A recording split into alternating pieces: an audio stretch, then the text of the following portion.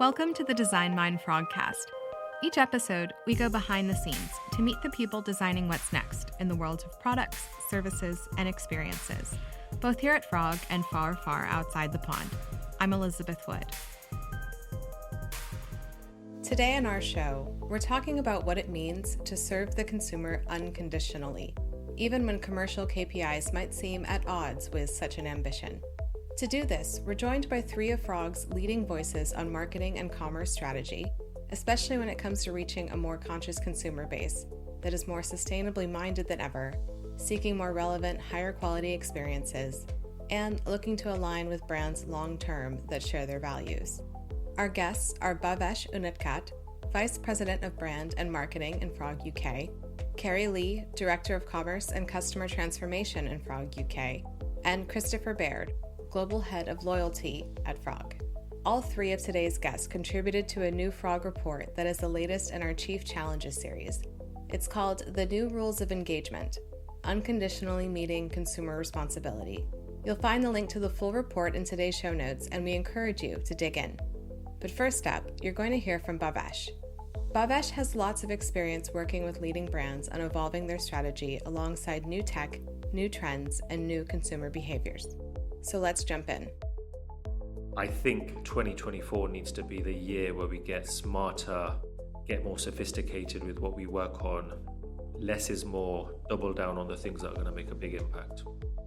I'm Bhavesh Unadkat, Vice President of Brand Content and Marketing Services at Frog, part of Capgemini Invent. I'm working with a number of brands, especially CMOs, Chief Marketing Officers, on how they deliver 2024. And the key tensions of 2024 are around how do you unlock the value of big disruptions in the market like generative AI and not be left behind. But at the same time, there are big cost pressures and big opportunities that are needed to be focused around how do you take cost out of the business and cost out of the operation. The most important thing is not let generative AI dictate you. Let generative AI enhance your business strategy and deliver value from it. We've all got to take learnings from digital 15 years ago and not set up siloed digital units in the same way we don't need to set up siloed generative AI units. Then we're hearing about marketers saying that over 60% of their spend has already been put into generative AI. And what I'm seeing is there is lots and lots of piloting going on in generative AI, which is great. But that pilot needs to go into some level of scale and value unlock, because otherwise you're going to spend the whole of 2024 just doing more testing and trialing, and you haven't got time for that. So I think that's really important. And I'm also seeing a number of brands investing in generative AI without really knowing what they're going to do with it. So again, treat this technology like you would treat any other technology and be really, really clear about the problem that it's going to solve. Do not implement the technology for a problem that doesn't exist. Do not implement this technology at the expense of something else, because again, we're seeing that. Do not lose human intervention. Play with it, test it, but be really clear about the data sets that generative AI is learning from, the biases that might come with it, and your human intervention is critical in terms of how you unlock value from this. During our conversation, Bhavesh broke down the complexities that consumers face in making purchasing decisions that align with their personal values. I think ultimately we have to remember who we're serving, and we're serving the consumer. And if we put our consumer hats on, we are all full of frustration. We're full of conflicting messages coming from brands about what's good and what isn't good. I still get confused by milk's not good for you because of milk production and cow production and all of those things. Okay, so I will go and have a milk alternative like almond milk, but then I get told almond milk is not good either because it uses 10 times the water consumption to produce it. Okay, so I've moved away from almond milk, I'm now on oat milk. Then I'm told that oat milk is not good for you either because it contains citric acid and it contains ingredients that are used in sugary drinks. So now I'm lost. What do I have? I'm having my coffee black and I'm not enjoying it. I think there's a big education given the social craziness and the content explosion of mismatching of information, mismatching of need. Then I think there's the reality of each of our consumers, which are very, very different. Our consumers need convenience, need speed, need empathy, are struggling in the economic climate. And we continue to push more and more of our products and services versus let's take a step back and let's think about how we meet our consumer needs more holistically, how we can partner to meet our consumer needs better, how we take more ownership of our planet. And ultimately that leads to my favorite two words, which is consumer responsibility. What I mean by consumer responsibility is it's the brand's responsibility towards their consumer, their citizen. If we just kind of start from the basics of you've got to deliver experiences for your consumers, for your customers, for your citizens that are meaningful, that are relevant. And we've all been talking about this for years. This is nothing new. There's a lot of basics that I believe brands are not getting well from. Delivering experiences, meeting their needs, dealing with things better when they're let down. And then we think about the next stage, which is, okay, so we now own all of this data on our consumers. There's all of this smart technology that can generate insights and generate recommendations. How are we using that in the most meaningful way to then impact the consumer when they need us and how they need us? So I'm seeing examples of audiences getting ads on products that are maybe, more luxury and nice to have when that consumer household is thinking about how they're going to put food on the table. The flip side of that is I'm seeing brands doing brilliant jobs with the insights and data that they have, helping consumers that need their help the most. I will get groceries on your table and give you a credit to make sure that your kids don't go hungry. That's emotional relationships, that's brand building that will matter and people will tell many people about, and it will drive long-term brand loyalty. Along with delivering experiences that are high quality, other parts of meeting consumer responsibilities involve ethics, data privacy, and sustainability, among others. But how far a brand is willing to go to satisfy this need for responsibility can be challenged when it comes to bucking business convention. I also think there's a big consumer responsibility when we think about the way data is used, handled, and the ethical responsibility, especially as we're now going to go into worlds that are even more complex with immersive experiences, generative AI at the heart, brand-to-brand experiences in the consumer lens. Who is going to be responsible when it all goes pear-shaped? We're hearing pressure on Google around how some of their AI-generated content is a little bit left-sided. It's not neutral enough. We're going to move into a world where people are going to start thinking about how they monetize generative AI and AI tools. How and who is going to be responsible when it goes pear-shaped, and who's going to be responsible when a consumer has an issue? Already a consumer can't directly connect a brand where they feel let down. When you're in a world of immersion and AI-generated content and machine-to-machine, who is the consumer going to connect, and what's the brand responsibility for that consumer's responsibility is a big area that needs a big focus. I'm seeing brands that are more sophisticated in this space going a little bit slower and steady. They're keeping their cards close to their chest. And I'm working with a number of these brands, and I think it's the right thing to do. I'm also then seeing more nascent brands where they're getting a little bit overexcited with generative AI and they want to tell the world about everything they're doing. These are the brands I worry a little bit more about in terms of, have you got the infrastructure in place? Have you got the governance in place? Can you manage the regulation associated with your industry on your consumer responsibility? Because you're getting excited with the art of the possible versus the downstream impact on your consumer and its brand and your brand. So let's take some scenarios. So we want to protect the planet, right? Yeah. We want to not run emissions if we don't need to run emissions, right? Yeah, perfect. Okay, so why don't we share delivering products to the street between you brands? Why are you all running your own delivery trucks or kind of fulfillment trucks in isolation when we know we have the data and the information to know through these fulfillment providers that these 4 or 5 brands are going to do deliveries to the same street? Why don't we work together on that? It's too difficult. It's too complicated. Everyone has a different promise. Everyone has a different commitment. Everyone uses a different supplier. And I think that in itself is a big opportunity for brands to save money, for us to get one delivery as a consumer, and for us to protect the planet. So that is one area I probe on. A second area I probe on is, okay, now let's really test you on your promise to the consumer unconditionally. A consumer has a need. That need might be a specific product need, it might be a convenience need, it might be a price point need, it might be an emergency need of something that's needed straight away. And guess what? The answer is not your product. You're owning the relationship and the conversation, but the answer is not your product. The answer is a competitor product. Are you willing to recommend that competitor's product knowing it meets your consumer's need for that moment? It doesn't mean they'll never come back to you. At that moment in time, your competitor's product meets that need. Are you willing to recommend the competitor's product?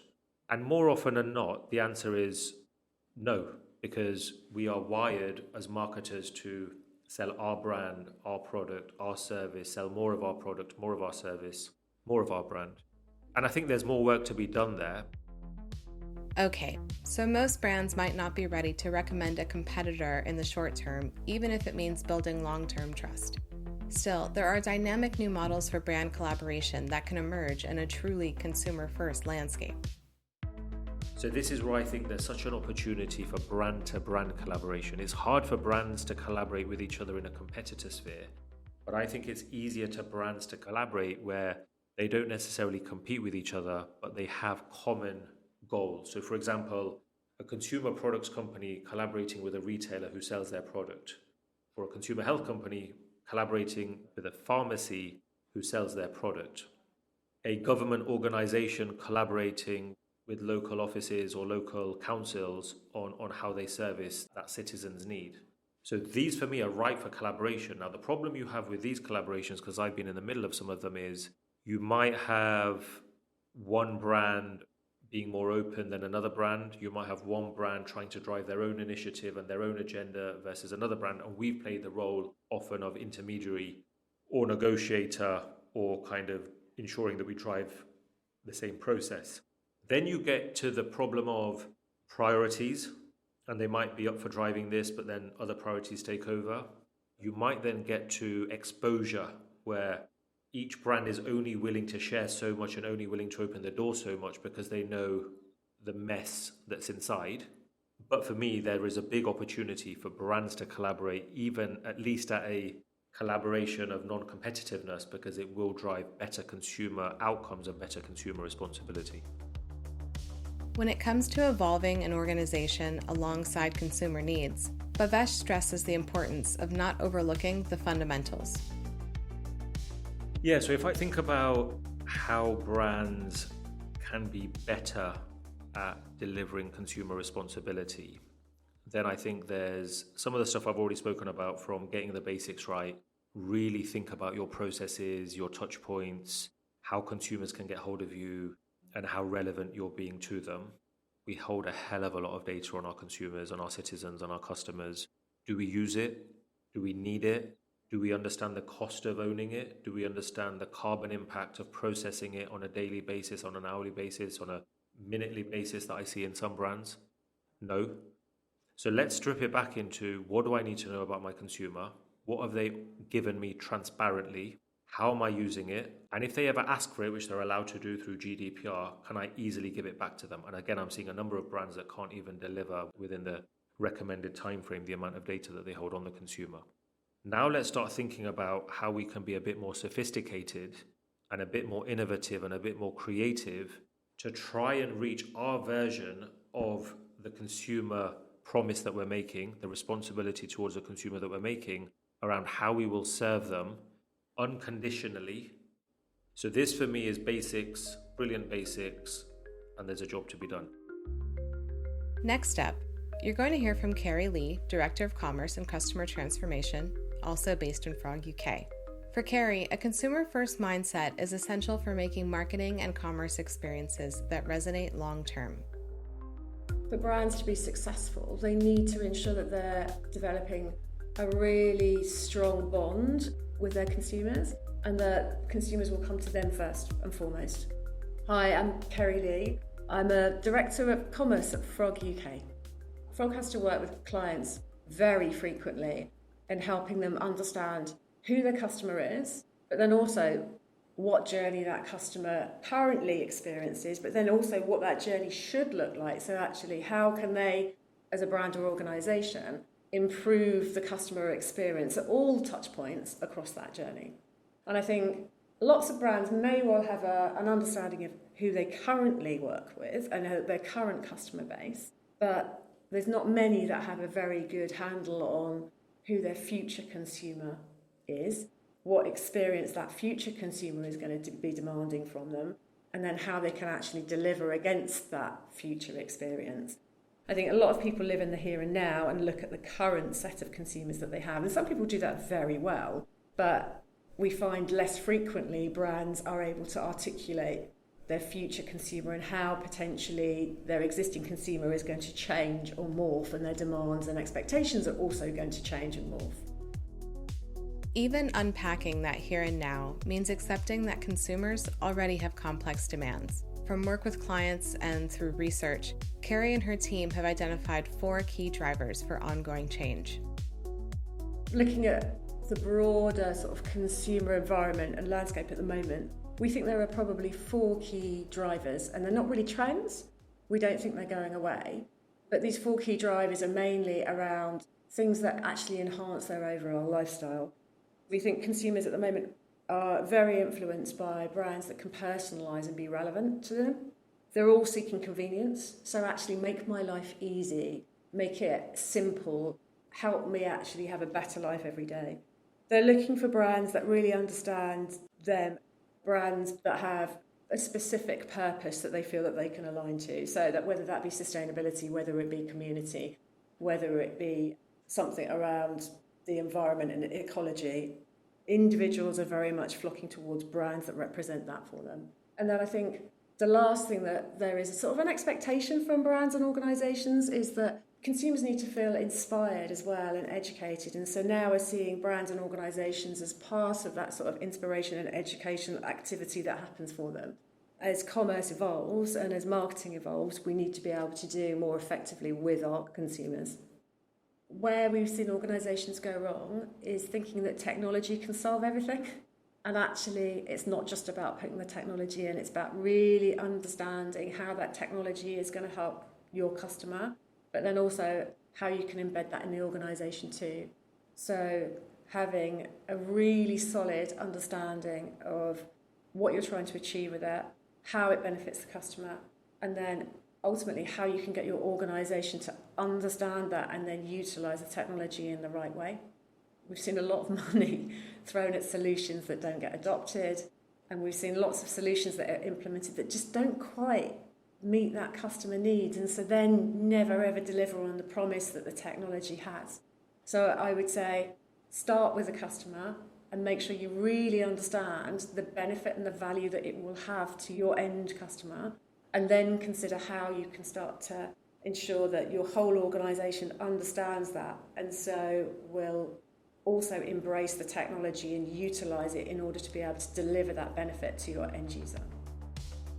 Along with tech advances, models for ways of working are also shifting at a rapid pace, contributing to these new rules of engagement between brand and consumer.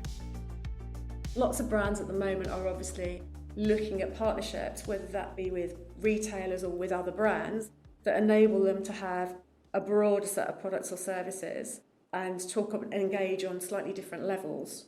And this is seemingly happening across all sorts of industry sectors where people are starting to connect more with like-minded brands that have similar audiences to actually provide new, different and more engaging solutions for their customers. And particularly from a commerce perspective, we see that there is a tension between the requirements for the business to sell more, to be more profitable, and actually what the consumer really wants. And so achieving that balancing act in your day-to-day life is the hard piece. And I think brands that do it well tend to have customer at the heart of the organisation, and so operationally are set up so that every single person across the entire customer journey has a view of who that customer is and knows exactly what they're doing to be able to ensure that they're meeting those needs. And then the organisation has a culture that champions the customer and sometimes makes difficult decisions when it comes to whether to act on behalf of the customer or whether to act in the interests of the business. And I think by having the ability and like having the governance and framework set up within an organisation to be able to take those decisions to a level where people can make them So something that might impact the overall business performance versus what will impact the consumer is one thing. I think the other big common thing that we're seeing with brands that are really truly consumer first is that they have a lens on the customer which is all about their lifetime value. It's not about making short-term tactical wins and selling them something that perhaps they don't need in the short term. It's about looking at the overall trust and experience and the engagement and the connection that they have with the brand and making decisions based on that longer term view rather than on the shorter term view of we just need to hit our budgets next week. As a commerce expert, Kerry has seen the rapid transformation of shopping experiences over time. She has some advice for brands who want to stay ahead in a domain that is in a state of near constant change.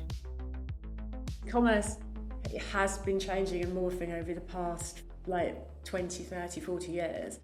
And so the traditional view of commerce was obviously high street shops and bricks and mortar. And then obviously we saw the evolution and the growth of digital. And so with digital, it was initially websites. And now we've started to see more of an ecosystem play where marketplaces like Amazon and eBay are springing up and you're having peer-to-peer solutions where people are selling you new products and services. And I think commerce, even recently, quick commerce, which is that ability to deliver in a very short period of time, and then social commerce, so the ability to actually buy when you're shopping, all of these are seeing the sort of commerce move on and evolve. I think where we're seeing or where we're feeling that this is going to go is that in the future, commerce will continue to be across multiple channels, and actually there's probably going to continue to be a proliferation of the ways that you can buy and where you can shop. But where we think that things may change is that commerce will be very much driven by consumption. And so brands will need to understand how and when you consume their products and be able to predict your needs. So as opposed to me actively seeking out to go and buy something, I want brands to come and tell me when I need things. And particularly with the brands that you have a relationship with, but that potentially you use on a very regular basis, most consumers will probably actually give the brands the right to be able to do that for you. So the future of commerce and where we see that going is this continued proliferation of channels, but more a consumption-driven commerce activity where that consumption data and predictive analytics is going to drive and support consumers and actually notify them when they need products and they need services and remind them and automatically order things for them when it runs out. So making your life simpler, more convenient and easier. For brands that are higher consideration or higher value, we really believe that actually instead of having to bounce around lots and lots of different sites and look at reviews and then talk to your friends about what a particular brand or product or service is like, the brands that are going to win are the ones that are able to actually bring together all the information that you need as a consumer to make a confident decision. So be able to pull information around peer reviews and what other people think, to be able to pull the expert reviews from various different sites, to be able to give you all the information that you need around your product, where it was sourced from, a little bit about the provenance of it, all in one place so that you can make those decisions about which skirt to buy or what watch to buy really, really simply. Like Bhavesh, Kerry recommends a bit of a back-to-basics approach to getting new brand experiences right. Particularly in the augmented reality space, some of the new tools and the new technology there is really enabling consumers to get a level of confidence in an online purchase that previously they wouldn't have had. And so enabling them to make the decision to buy online rather than have to go to a store to try something on. I think that's a really interesting space. It does come back to getting those basics right, and then how can you augment that experience and really provide solutions that give people the confidence to be able to make a purchase and make them feel like they understand the product enough to be able to click a button and buy it. Brands that act on behalf of the consumer as opposed to acting in their own interests will be the ones that will be able to engender their trust and then have the capability to continue to engage with that consumer on a more automatic way. Finally, you're going to hear from Christopher Baird, Global Head of Loyalty at Frog. Christopher is passionate about changing perspectives on what loyalty should feel like for consumers and what opportunities it can unlock for organizations working to extend customer lifetime value.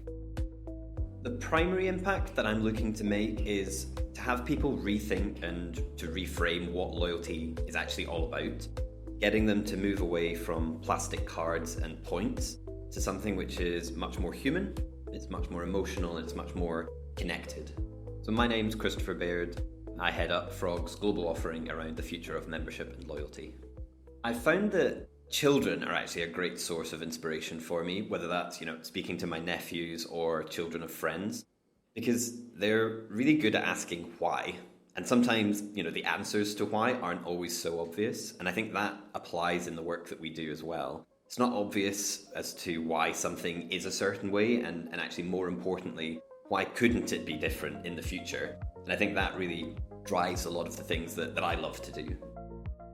In his role at Frog, Christopher spends a lot of time thinking about the ways loyalty can drive consumer responsibility initiatives forward.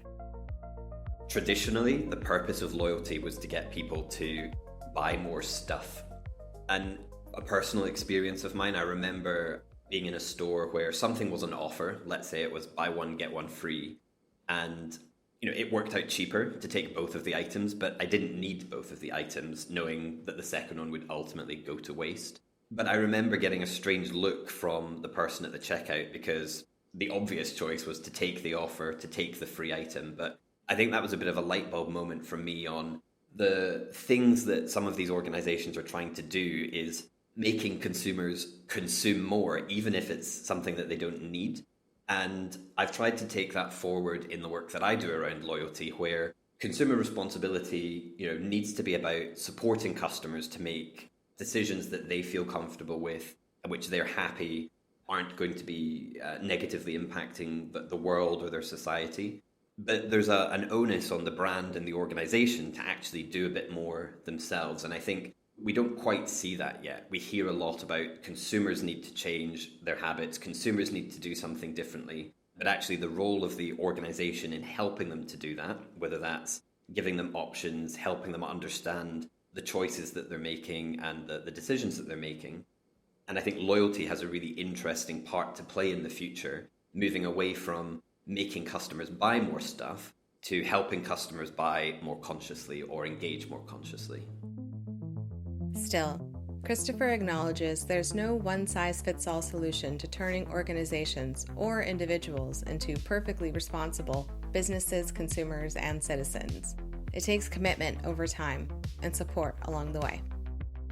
It is really hard to be a consumer and to feel that with every single thing that you do, whether that's engagement or it's making a purchase, it is really difficult to feel that you are making every perfect decision along the way. It can feel as if a lot of the pressure is on the individual consumer to be more responsible.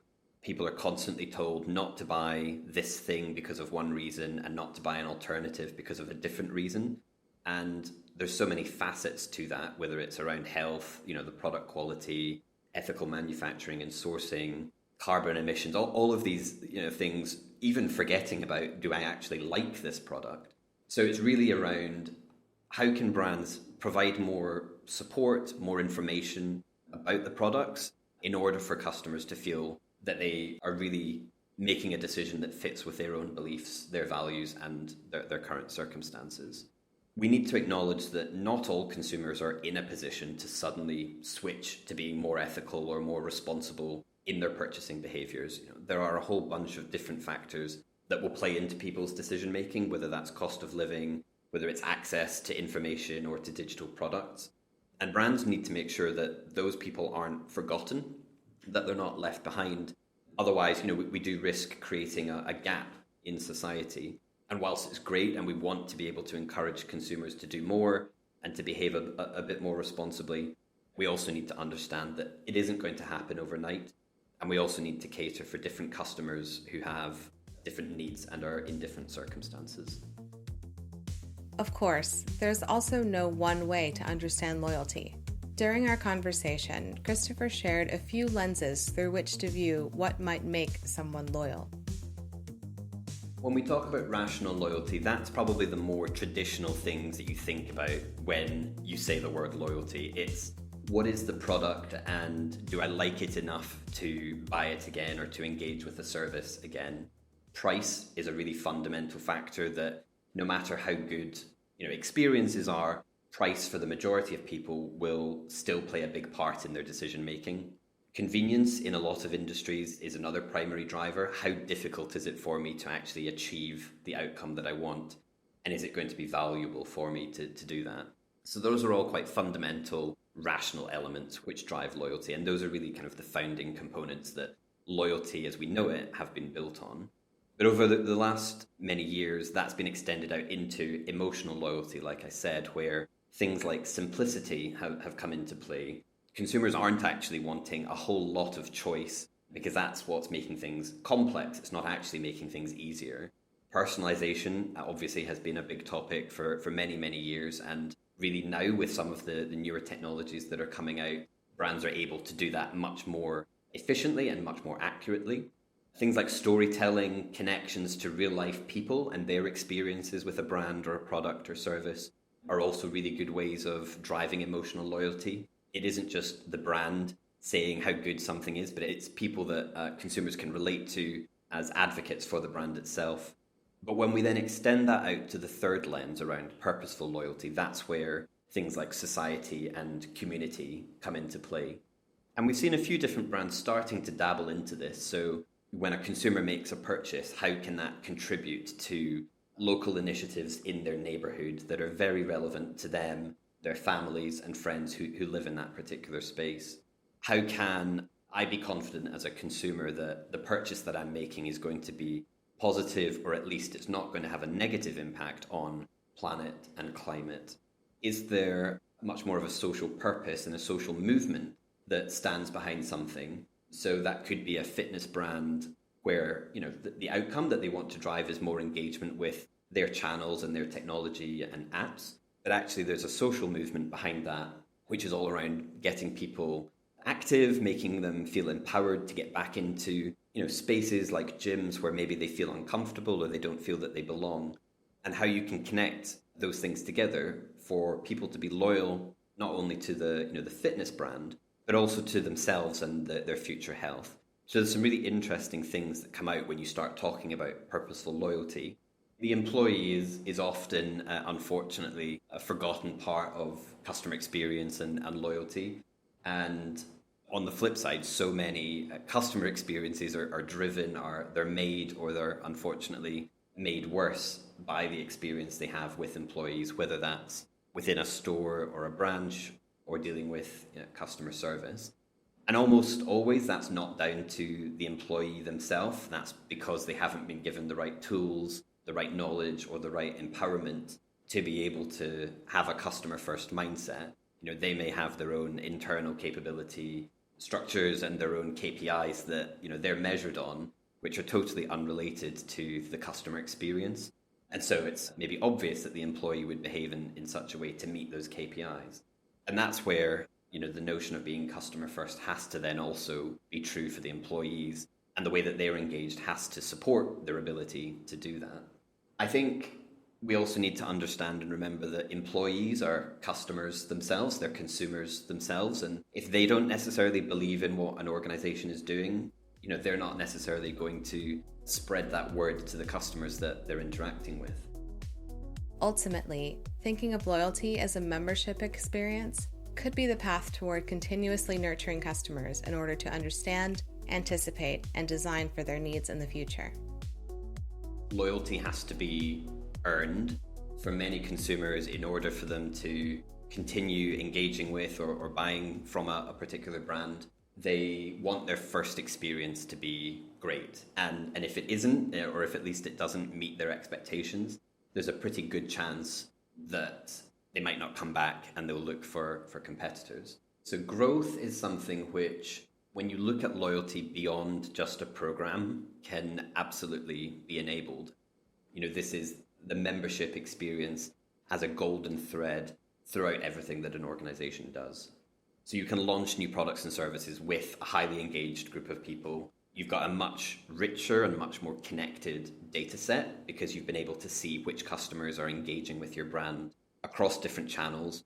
And you can then use that in your communication, in your targeting and segmentation, in the language and the tone of voice that you use for certain interactions. In order to change what you're doing now, you actually need to start by trying to look into the future and ask yourself, if you had a magic wand, what would you want people to be doing and how would you want those people to behave? And from loyalty standpoint, that's really your starting point for driving the change. Nobody has a crystal ball, but where you are able to do that and start to glean some insights on what could be, you can then actually start to work on what should be right now. And that's our show. The Design Mind Frogcast was brought to you by Frog, a leading global creative consultancy that is part of Capgemini Invent. Check today's show notes for transcripts and more from our conversation. We really want to thank our guest, Bhavesh Unadkat, Vice President of Brand and Marketing in Frog UK, Kerry Lee, Director of Commerce and Customer Transformation, also in Frog UK, and Christopher Baird, Global Head of Loyalty for Frog, also based in Frog UK. All three of our guests helped author our new Frog report, The New Rules of Engagement, Unconditionally Meeting Consumer Responsibility. Check today's show notes for the link. We also want to thank you, dear listener. If you like what you heard, tell your friends. Rate and review to help others find us, and be sure to follow us wherever you listen to podcasts. Find lots more to think about from our Global Frog team at frog.co/designmind. That's frog.co. Follow Frog on X at @frogdesign and @frog_design on Instagram. And if you have any thoughts about the show, we'd love to hear from you. Reach out at frog.co/contact. Thanks for listening. Now go make your mark.